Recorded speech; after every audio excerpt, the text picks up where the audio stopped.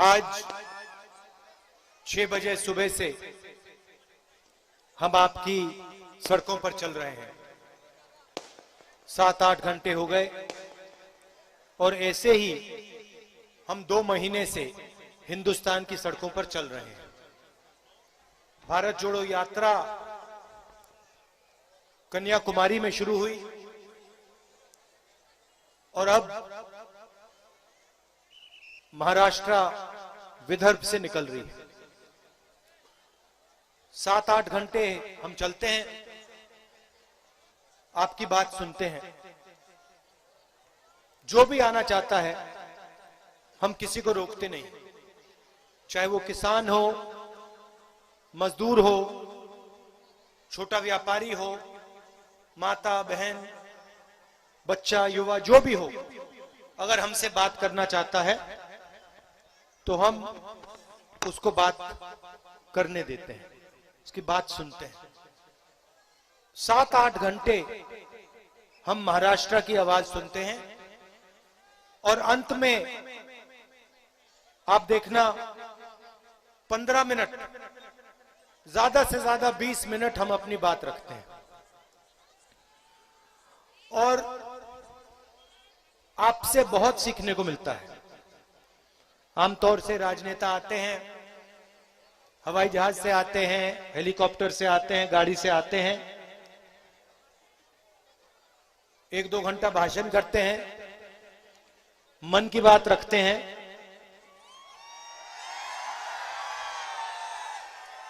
हमारा तरीका दूसरा है, हम आपकी मन की बात सुनना चाहते हैं, समझना चाहते हैं।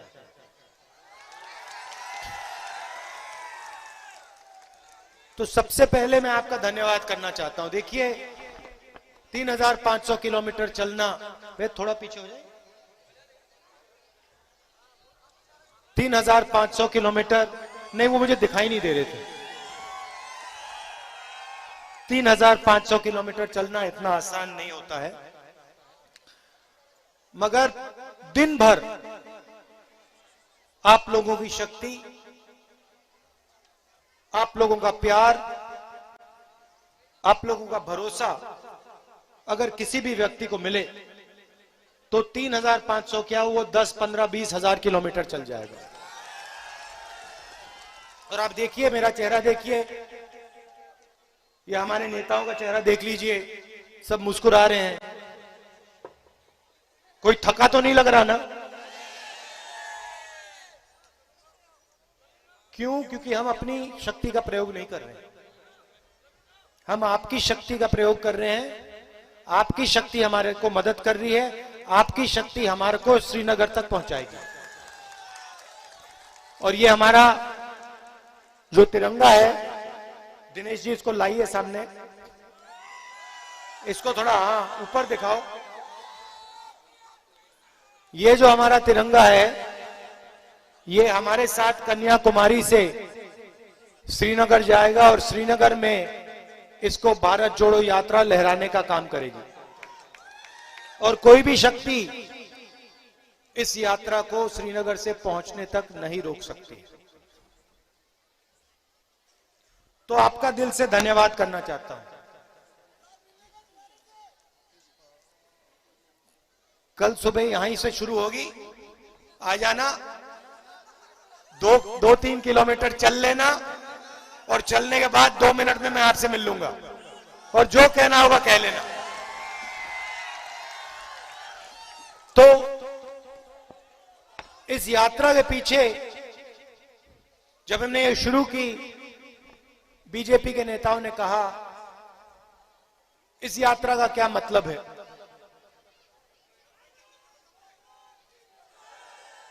क्या मतलब है? तो मैं उनको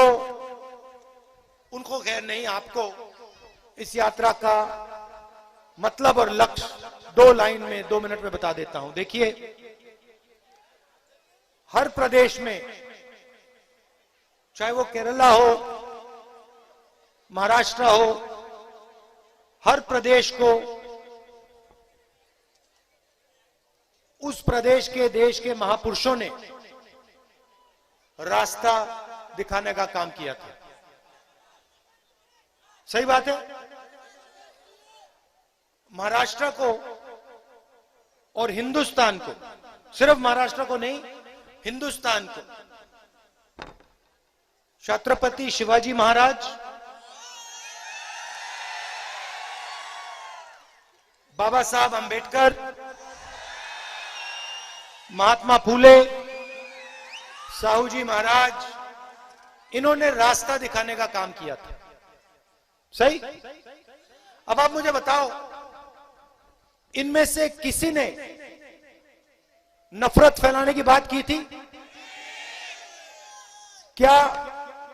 शिवाजी महाराज ने यह कहा था कि गरीबों को मारना है, कुचलना है? नहीं। अंबेडकर जी ने, फूले जी ने, साहू महाराज जी ने, शिवाजी महाराज जी ने जोड़ने की बात की थी, भाईचारे की बात की थी, नफरत की बात तो नहीं की ना। तो यही इस यात्रा का लक्ष्य, जो उन्होंने कहा, हम कोई नई चीज नहीं कह रहे हैं कि हमने कोई नई चीज सोच ली, हम कोई नई चीज नहीं कह रहे हैं।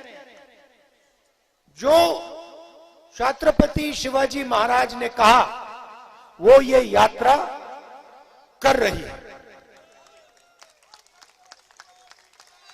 जो अंबेडकर जी ने कहा, अंबेडकर जी ने क्या कहा? अंबेडकर जी ने कहा, सबसे पहले क्या दिया अंबेडकर जी ने? संविधान जी दिया। और उन्होंने कहा, हर हिंदुस्तानी से कहा, संविधान की रक्षा करो। सही बात। यह यात्रा संविधान की रक्षा कर रही है। ये जो 3500 किलोमीटर हम चल रहे हैं, कॉन्स्टिट्यूशन की रक्षा करने के लिए हम चल रहे हैं।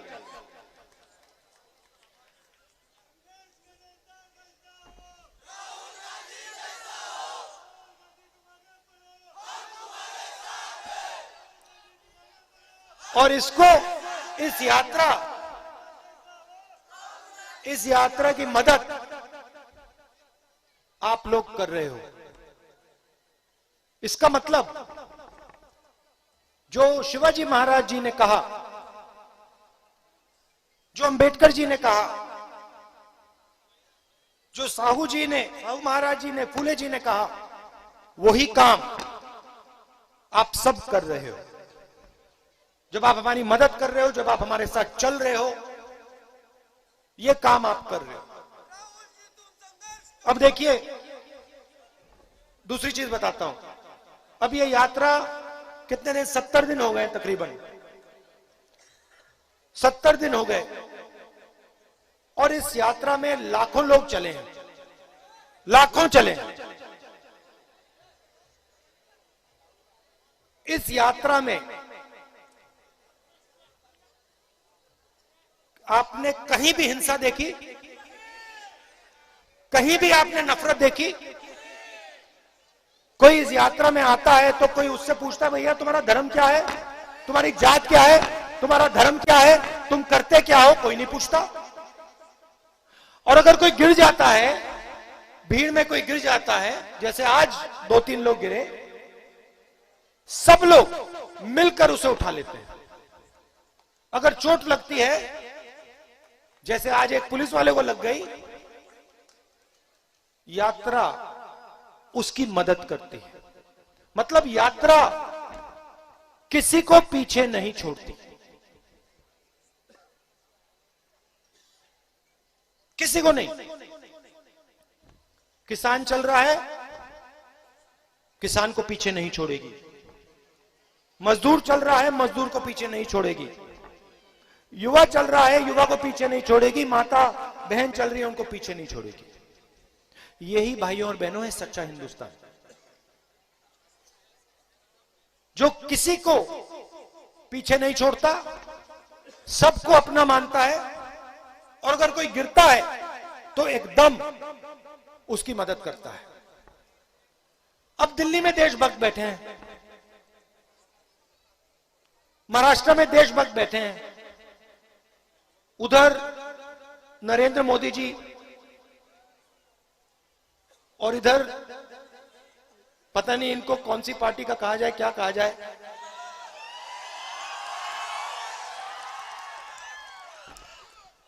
अब ये अपने आप को देशभक्त कहते हैं। अब मैं आपसे सवाल पूछता हूं, आप सबके पास परिवार हैगा? अगर आपके परिवार में कोई आकर नफरत फैलाए और भाई को भाई से लड़ाए और भाई से कहे कि तू अपने भाई को मार दे, तो परिवार का क्या होगा? फायदा नुकसान? फायदा नुकसान? नुकसान। तो अगर परिवार को तोड़ने से परिवार का नुकसान होगा, परिवार में नफरत फैलाने से परिवार कमजोर होगा, भाई भाई को मारता है तो परिवार कमजोर होता है, तो फिर अगर भाई भाई को मारेगा, देश में हिंसा फैलेगी, तो देश कैसे मजबूत होगा? कमजोर होगा ना। अच्छा, एक और बात बताओ, अगर परिवार में जो परिवार को भोजन खिलाता है, जो परिवार की रीढ़ की हड्डी होती है, अगर आपने उसको भूखा मार दिया तो परिवार का क्या होगा? पूरा परिवार खत्म हो जाएगा। तो अगर हिंदुस्तान के किसान को भूखा मार दिया तो हिंदुस्तान का क्या होगा? और आज हिंदुस्तान के किसान को भूखा मारा जा रहा है, बीजेपी की पॉलिसीज मार रही हैं। आप किसी भी किसान से पूछ लो, मैं हजारों से मिल चुका हूं, सारे के सारे आपको कहते हैं हमें सही दाम नहीं मिलता। हम बीमा भरते हैं, अपना पैसा डालते हैं, आंधी आती है, तूफान आता है, खेत बर्बाद हो जाता है, हम कंपनी के पास जाते हैं, उनका फोन नंबर नहीं पता लगता, उनका एड्रेस नहीं है, आगे पीछे दौड़ते हैं, मगर बीमा का पैसा महाराष्ट्र और हिंदुस्तान के किसान को नहीं मिलता है।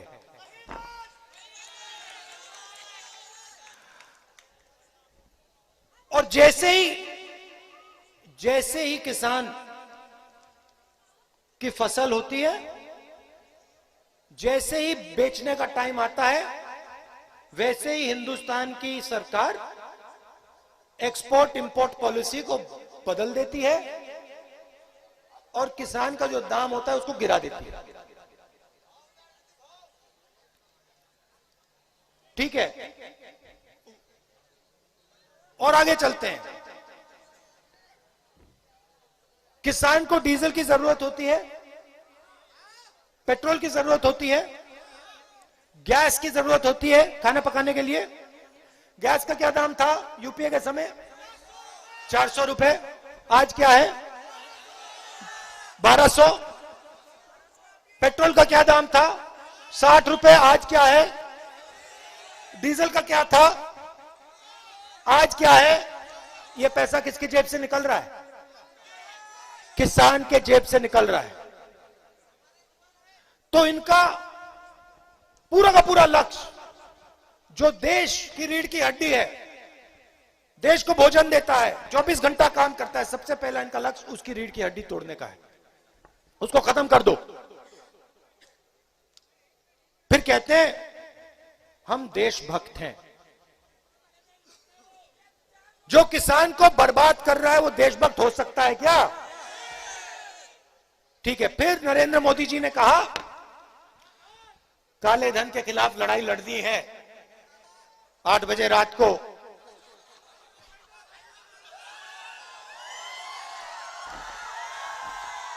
एक घंटा बचा है। 1 घंटे बाद उन्होंने कहा, टीवी पे आके कहा, भाइयों और बहनों, मैं 500 रुपए और 1000 रुपए का नोट रद्द करने जा रहा हूं। अब देखो, उस टाइम कहा था काले धन को मिटा दूंगा। अच्छा बताओ भैया, काला धन मिट गया क्या? 15 लाख रुपए मिल गए क्या?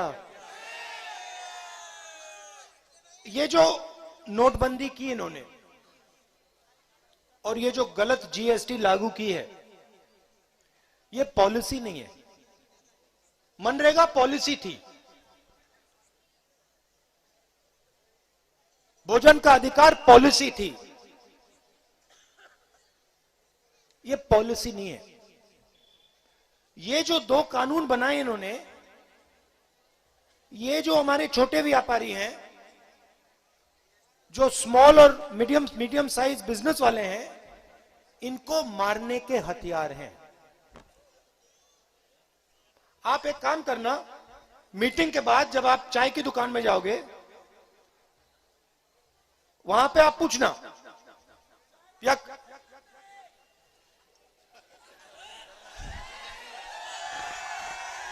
वहां पे आप पूछना कि भाई राहुल गांधी ने कहा कि ये जो नोटबंदी की और ये गलत जीएसटी लागू की, ये आपको खत्म करने के हथियार थे। उससे पूछना, वो आपको जवाब दे देंगे। कोई भी दुकानदार, कोई भी छोटा बिजनेस जो चलाता हो, कोई भी मिडिल साइज बिजनेसमैन, उससे पूछ लो कि भैया ये पॉलिसी थी या ये हथियार थे, और वो सब के सब आपको बताएंगे ये हमें मारने के हथियार थे। और किसी भी किसान से पूछ लो, ये जो 3 काले कानून आए थे, ये पॉलिसी थी या ये आपको खत्म करने के हथियार थे, वो भी आपको बता देगा। हरियाणा पंजाब के सब किसान बाहर आ गए, कहते हैं हम नहीं मरना चाहते, खड़े हो गए, 1 साल खड़े रहे। नरेंद्र मोदी जी कहते नहीं ये तो आपके फायदे के लिए है। अगर फायदे के लिए था तो बाहर क्यों आए? वो सड़क पे क्यों खड़े हुए? तो ये इसका नतीजा क्या हुआ? नतीजा यह हुआ कि जो भी छोटे व्यापारी होते हैं, स्मॉल और मीडियम बिजनेस चलाने वाले लोग होते हैं, वो ही इस देश को रोजगार देते हैं। ये जो 2-3 अरबपति है ना, हाँ, ये रोजगार नहीं देते हैं। रोजगार लाखों छोटे बिजनेस देते हैं।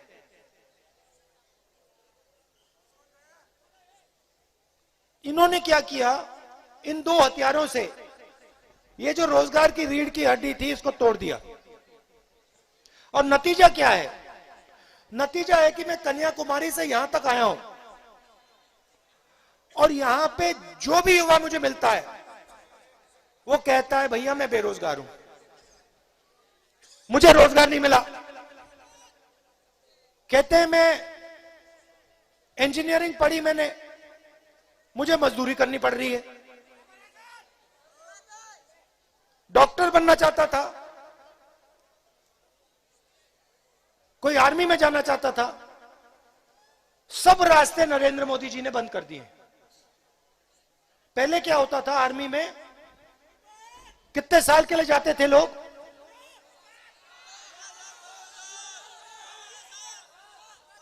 15। क्या होता था? 15 साल जाते थे, जॉब सिक्योरिटी मिलती थी, पूरी जिंदगी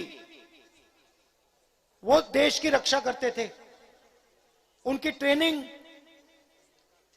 15 साल की ट्रेनिंग होती थी। अब नरेंद्र मोदी जी ने क्या कहा? देश के युवाओं को कहा भैया एक काम करो, 6 महीने की ट्रेनिंग लो और 4 साल आर्मी में काम करो, अग्निवीर हो जाओ, और उसके बाद हमेशा के लिए बेरोजगार हो जाओ।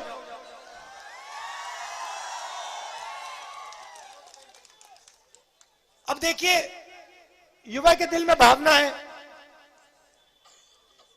देश की रक्षा की भावना है, और आप उससे कह रहे हो कि 6 महीने ट्रेनिंग करो, 4 साल आर्मी में जाओ, और फिर अपनी पूरी जिंदगी बेरोजगारी में काटो। और फिर कहते हैं भाई हम तो देशभक्त हैं। अच्छा मुझे एक बात बताओ, चाइना का सैनिक जो है वो 4 साल का अग्निवीर नहीं है, उसकी ट्रेनिंग 10, 15, 20 साल की है। और हमारे जवान को आप 4 साल की 6 महीने की ट्रेनिंग दे रहे हो। जब लड़ाई होगी उस साइड 10, 15 साल की ट्रेनिंग और इस साइड 6 महीने की ट्रेनिंग, कैसी देशभक्ति है ये? इसका नतीजा आप सब समझ जाओ। तो जो भावना है हमारे युवाओं के दिल में, जो भावना है देशभक्ति की भावना है, उसका मजाक उड़ा रहे हैं, उसका अपमान कर रहे हैं और नाम अग्निवीर दे दिया। पहले क्या होता था, जो गरीब लोग थे, पिछड़े लोग थे, दलित, आदिवासी, उनके लिए रोजगार का एक और रास्ता था जिसको हम पब्लिक सेक्टर कहते हैं। BHEL, HAL, हिंदुस्तान रेलवेज, ये सब रोजगार के रास्ते थे। अब नरेंद्र मोदी जी की सरकार क्या कर रही है, इन सबको उन्हीं 2-3 लोगों के हवाले कर रही है। रेलवे को प्राइवेटाइज कर रहे हैं, BHEL को प्राइवेटाइज कर रहे हैं, तेल की कंपनी को प्राइवेटाइज कर रहे हैं, तो वो भी रास्ता बंद कर दिया। एक तरफ बेरोजगारी, दूसरी तरफ महंगाई, पेट्रोल के दाम बढ़ रहे हैं, डीजल के दाम बढ़ रहे हैं, गैस के दाम बढ़ रहे हैं, किसान को सही दाम नहीं मिलता, बेरोजगारी फैल रही है, और पूरा का पूरा फायदा 2-3 उद्योगपतियों को। उन्हें जो भी चाहिए मिल जाता है। भैया, भाई और बहनों, किसान 50,000 रुपए का लोन लेने में मर जाता है।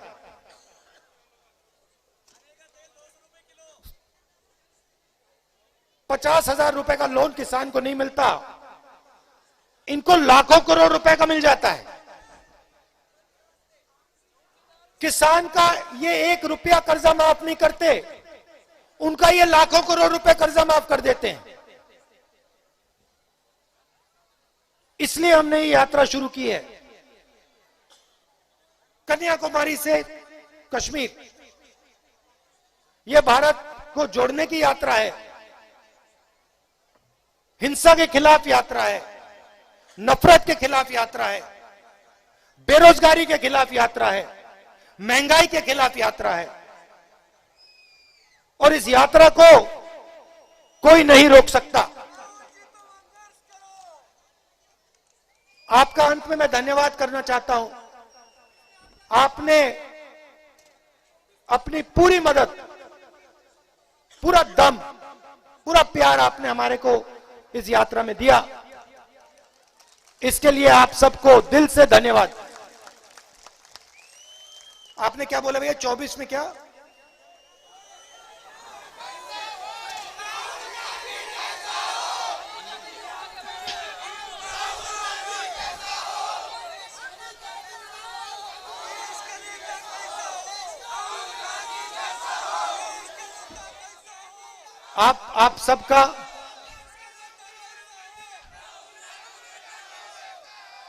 आप सबका दिल से बहुत बहुत धन्यवाद। नमस्कार, जय हिंद।